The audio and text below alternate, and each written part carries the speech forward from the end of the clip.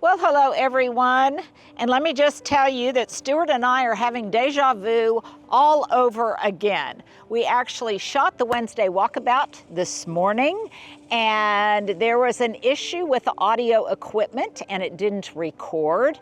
We caught some of it in the middle, but we lost some on either end. So we are redoing the intro and the outro. What you will see in the middle is the actual walkabout we did this morning. That was before a big thunderstorm we had this afternoon. That was before the sun came back out. It was in the morning when the light was a little bit softer.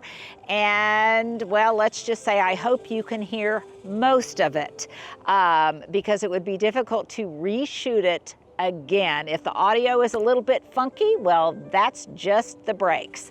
So we are shooting this again. What I said in my previous intro, well, let's just do it again.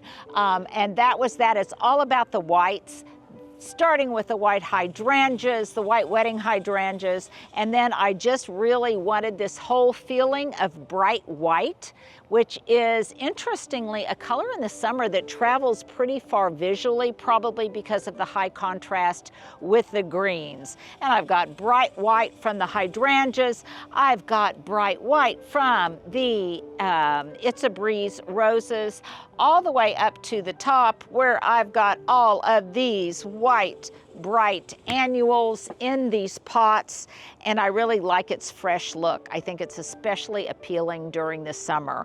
So we're going to talk about that a little bit today. We are going to talk about what is looking good in the flower beds, but most importantly, I'm going to ask a big question of you, maybe one of my biggest questions of the day that I've had. I really want your opinion because I am trying to decide something to do on the east side, and we're going to go through some different options. So it's a big question of the day, and I want your input. Again, no right answer, no wrong answer, just different options that I can kind of think through, visualize, and just cogitate on a little bit before coming to a decision. So that's what we've got going on. If what I just said doesn't relate to what we shot this morning, it's because you guys, we're friends, and we have been shooting all day. We've shot, this will be our 4th video today. So if it doesn't make any sense, well, you guys, I know you will give me a break. So what do you say, Stuart? Let's do it again. Let's do it again.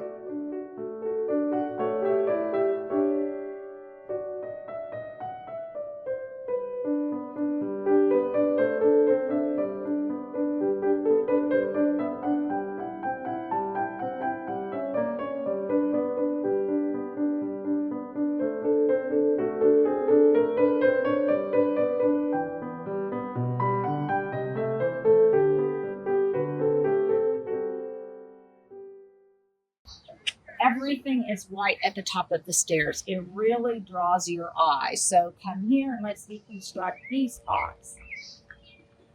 Let's see. So what was in here before, all of the cool season annuals have been replaced now with some of these exceedingly heat tolerant annuals.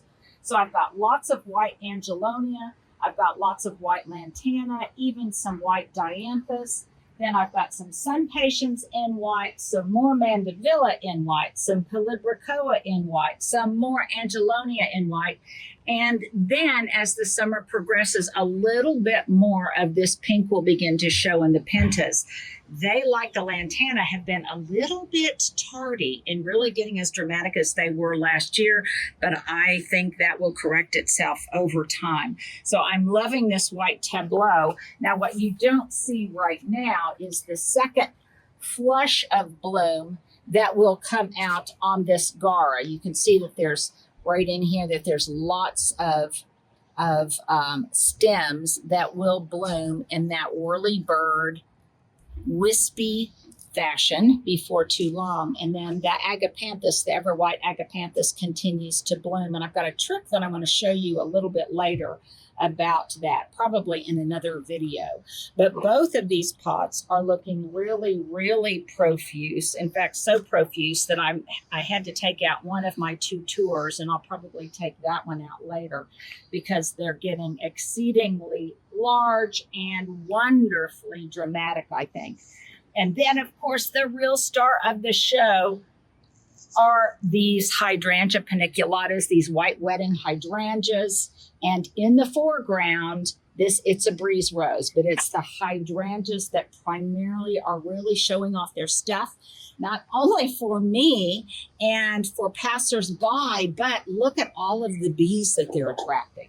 I just absolutely love it. And when I come back, I'm going to talk a little bit about a new pairing that I am thrilled with this year that was rather unexpected, but I think is really successful.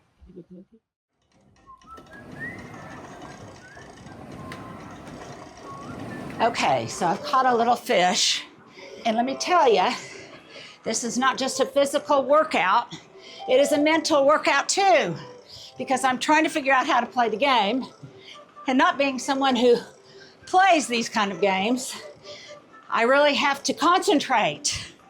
So in this one, I'm trying to avoid eels and catch fish and not catch trash.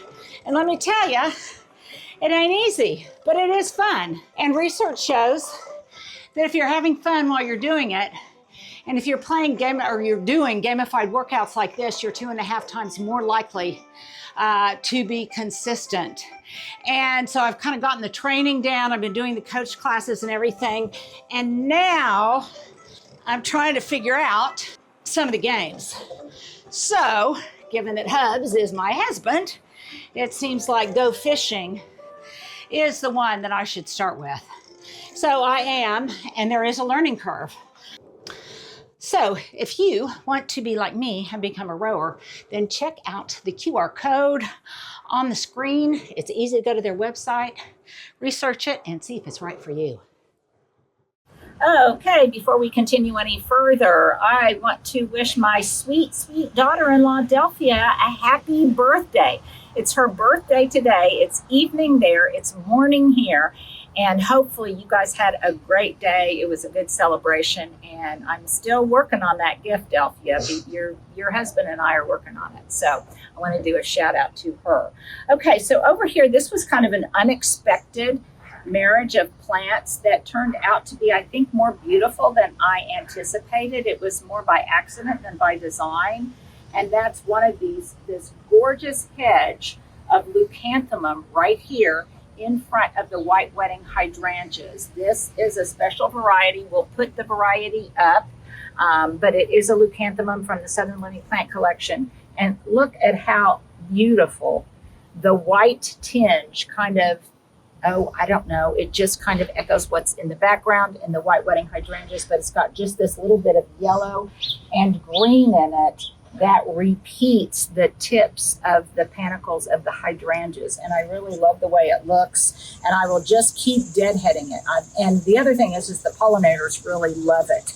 I've been asked a lot about it recently by people who've been coming by. I might even add a little bit more. I've got some on Autumn's Edge that kind of doesn't quite fit in with that scheme, so I might add a little bit more over here.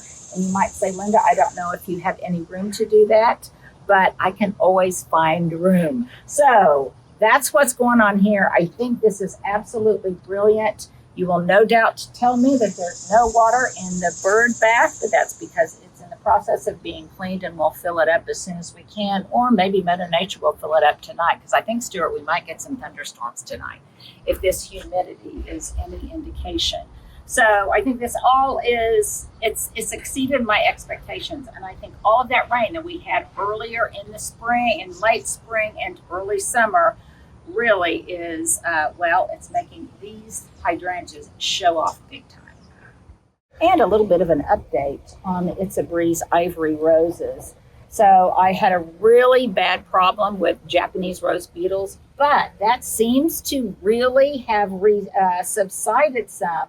Because I think I told you I've been spraying the buds with neem oil and also putting on some Captain Jack's dust on the buds themselves before they even come into bloom. And that has really been a great preventive measure. I periodically in the evening see some that I just hand pick off and put in some soapy water. But that has done the trick for me. So I'm pretty pleased with that intervention so far, and it does not in any way seem to have deterred any of the pollinators that are here now, or hopefully that will come a little bit later, because it's late September and early October when on that Monarch Highway, superhighway, as they make their migration south, we're a stopping point. So all of these will be here waiting for that migration to occur and for them to just make an overnight or over a week stay here in the garden. Something else that's a little bit slow, but again, I think it will continue to look good as the temperatures heat up and as we progress through the summer. And that's my yellow tufts of Joseph's coat. Last year, they were already pretty much larger. But you know what? This year, I'm okay because I've got more negative space in between some of the plantings. And I kind of like it. And I think sometimes that's what we have to do, is we have to look at things in two different ways and just appreciate whatever beauty is expressing itself in that particular season based on those particular weather events. The other thing that I did was, I may have showed you this earlier, these fabulous white pentas, which need a little bit of deadheading. And by the way, I typically do this every evening. I come out and deadhead. These white pentas were in a basket at the top of the steps as part of the white tableau, but I put them in the ground and they continue to grow and get bigger and more impressive as you walk up the walkway. And the other thing that I've been doing, since it hasn't been prohibitively hot, it's been it's been in the upper 80s, maybe low 90s. I've been feeding a lot. I've been feeding the annuals a lot because once it gets really hot, I'm going to have to cut that off. But while they are still willing to perform, I want them to have the energy and the nutrients to do that. You can see over here that these It's a Breeze roses are doing pretty well too, but do I spy? Yes, I do. I spy a Japanese rose beetle. So I will take it off and I will promptly put it in my cup of soapy water that I keep on the table. So when we come back, let's see what else is going on. Okay, some of the things that I cut back really hard earlier in the season, like these super petunias, they are happy now. They're really blooming their heads off. And again, I've been feeding these pretty intensely. I've pulled out pretty much all of the larkspur that was in there blooming. I've even pulled out some of the Verbena bonariensis, which I adore right now, and the way it kind of, it's this purple haze over everything. And it's so easy to grow, you guys. It requires very little care other than editing when it gets a little bit too rambunctious. I've got dahlias in there that are getting ready to bloom. All of the butterfly candy is in there. It will continue to pump out purple flowers as long as I keep it deadheaded. And I've been doing that, as I said, pretty regularly. Now, all of this I am for the most part pleased with. There's something that this year I'm not going to say I'm displeased, but just a little disappointed. So I'm waiting for it to be more dramatic as the summer continues to unfold. And that's my window box. So because it hasn't been as hot, the things that I planted in here that will be dramatic and add to kind of the white look that I've got going this year is this lantana. And it's been really slow in coming out. The other thing that I put in here, which I had not heretofore been familiar with, and that was the cup and saucer vine. Many of you told me, those of you who are experienced with it, told me it would be extremely rambunctious, and it has been. But I kind of, for a while, I let it go, and I liked the way some of this was doing some of that. It's not really adhering to the paint on the woodwork. It's just kind of climbing, and I like that, especially from the inside. But it was getting just a little bit too overgrown, so I cut it back really hard. I gave this a good feed, and hopefully that good feed will make the white lantana pump out more flowers. And also, finally, the mandevilla in here is getting started. So it will pick up on those notes of pink that I have throughout the garden. I've already pruned back this nepeta here. This was chartreuse on the loose, I believe, and I've already pruned this one back. I need to prune that one back. And then this one, I am hoping will really begin to strut its stuff before too long. The white geraniums that I had up on the steps, they were getting too much sun, so I moved them over here. I will be doing some careful grooming on them tonight. One thing I have been noticing is that they've been getting too much water. So both from rain and from my tendency to overwater, well, they just need to dry out some. So I'm going to try to be better about that. When the temperatures really heat up, I think it's a problem we all make. We think we can help them by watering even more. And then what do? Well, we drown them. So when we come back, we're going to turn the corner and I'm going to show you what is really spectacular right now. Well, oh my goodness, if you were walking by, I think you're in for a treat, because all of the hydrangeas in this border, these new dance hydrangeas, are just doing exceedingly well. Interestingly to me, and I've made a note in my journal, the ones on both ends are blooming a lot earlier than the ones in the middle. We did address the bagworms on the arborvitae, and I'll probably be giving them a prune this winter to bring in some of the greenery. But I'm having that tiered white on white that I so wanted to create over here, with the white encores at the bottom, and the white hydrangeas, and then this just kind of wall of green. So I think it's really beautiful. A couple of things that I notice as I walk along this aspect of the garden, I need to add some more gravel down here, because the gravel has kind of washed away, either because of planting we've done or maybe some rain. So I need to add a little bit more gravel down here so it's more consistent. But I'm really liking the way Autumn's Edge is looking from this perspective. And it will continue to look good as the lantana fills out there as it gets hotter. Boy, the pollinators over here are just, well, it's all a buzz. It's all a buzz along this side of the cottage. One thing, happily, I am beginning to notice, as you may recall, I was devastated that this Chinese snowball viburnum didn't bloom this spring. Well, now I am seeing buds form. Now, whether some of these are going to bloom this year or they're going to hold on and bloom next spring, I'm not sure. It may be out of blooming sequence, but nevertheless, I am thrilled with that. I've been giving it some granular phosphorus heavy organic food to feed it this year, and I think it is starting to respond. Something else that I am so glad that I did over here was, you may recall that there was an Oakland holly right here on the corner of the cottage, and I moved it to the end. Stuart, if you want to tour right beyond the trash cans, the very corner of my property, that's where I added it. And happily, we've had so much rain that it is flourishing. And we gave everything, all of my hollies, my yopons, and all of the Nellie Stevens, and all of the Oakland hollies, we gave them a good iron feed. Because of all the rain, they were starting to look a little bit chlorotic. So we gave them all a feed, and I think they will respond accordingly.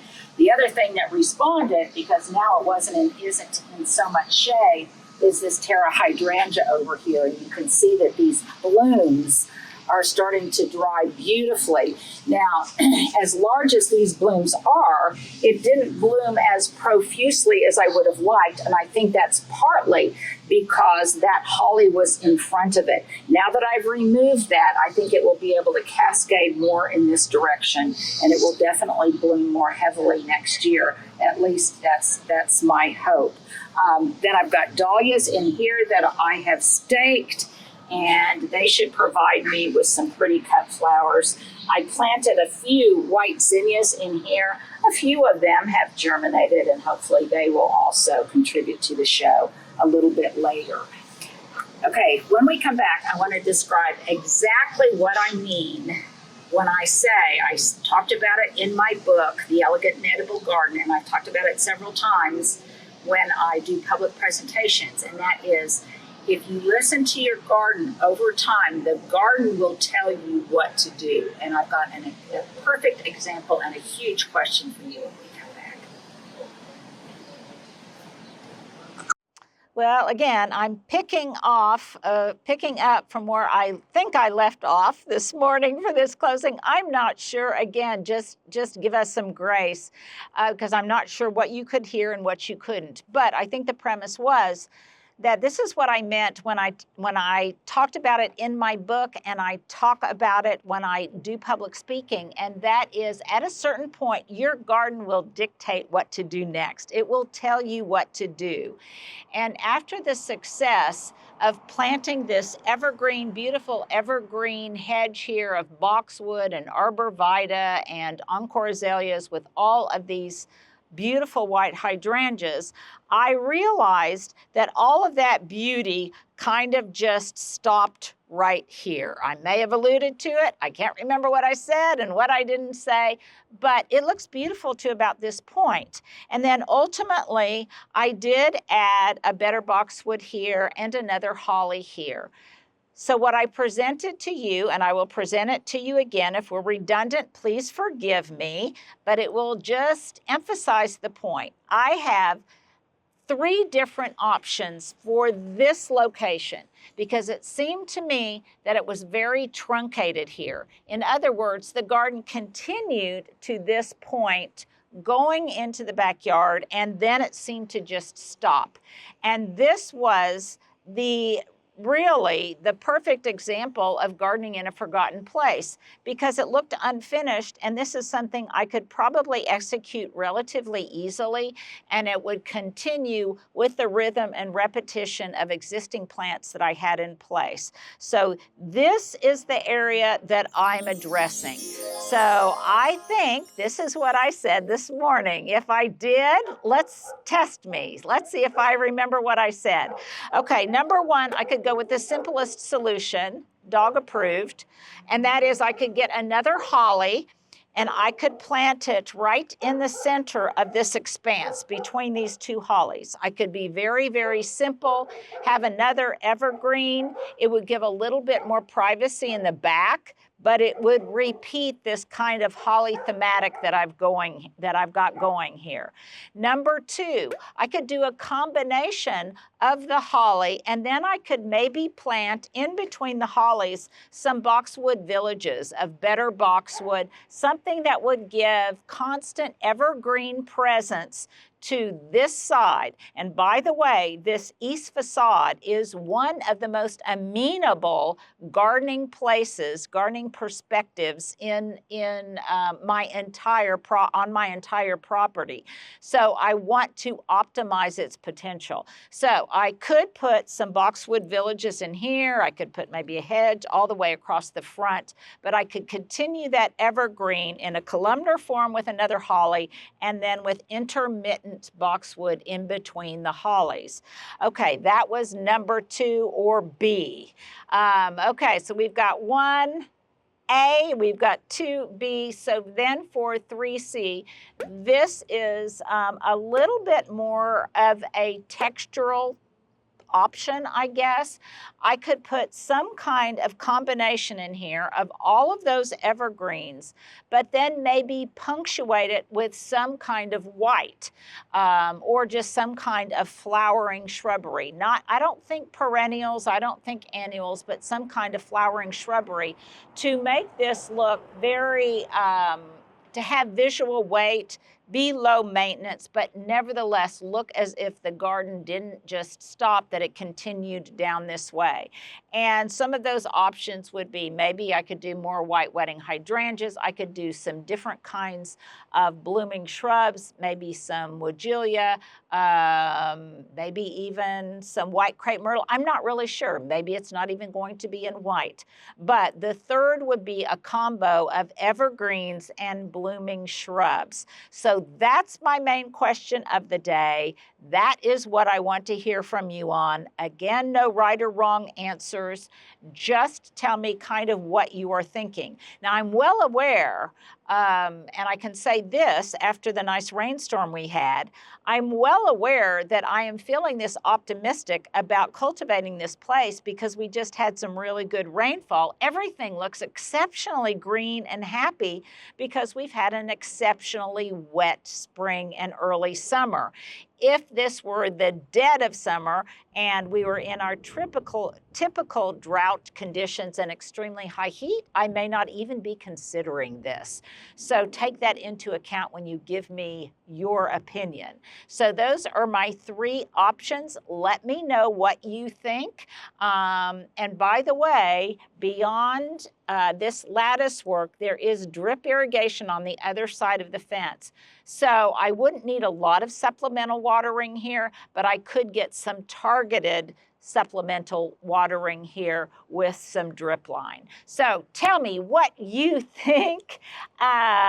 Choice 1, 2, or 3, or A, B, or C, however you rock and roll, let me know what you think. I apologize if this video is kind of disjointed. We always think the equipment's working until we discover that it is not, which is rare, but it does happen on occasion. We're not some big, huge production company here. We're just a couple of grunts just trying to put it together and produce some really interesting visual content for you guys to watch. So thank you so much for hanging out with me today on this late going up Wednesday walkabout that is very late because you will actually be seeing it on Thursday. You guys take care, and I will see you on this Signature Style Saturday.